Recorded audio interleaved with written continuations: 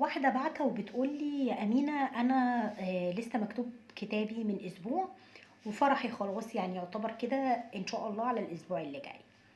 طيب ألف مبروك يا ست الكتكوتة، إيه المشكلة؟ تعالوا بقى نسمع كده مع بعض. إيه المشكلة؟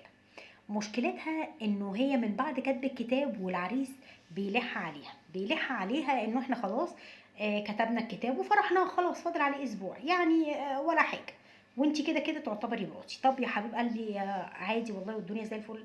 ايه المفروض ان انا اعمله؟ ايه المطلوب مني؟ قالت لي امينه لقيته بيقول لي يعني ابتدي ان انتي تصوري كده صور بلبس قصير، بلبس لانجري، بلبس داخلي، وابعتيلي. احنا خلاص في حكم المتجوزين.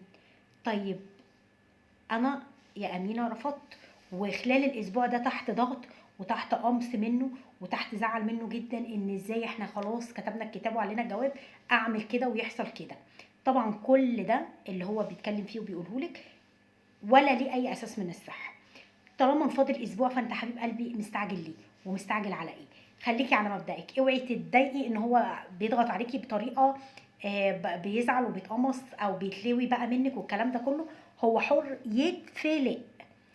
ماشي، فاضل على فرحنا اسبوع، مش هنبوظ اللي احنا عملناه طول فتره الخطوبه ونيجي في اخر اسبوع نخيب ونبعت صور خارجه ونبعت صور بلانجريهات وبلبس فاضح زي كده.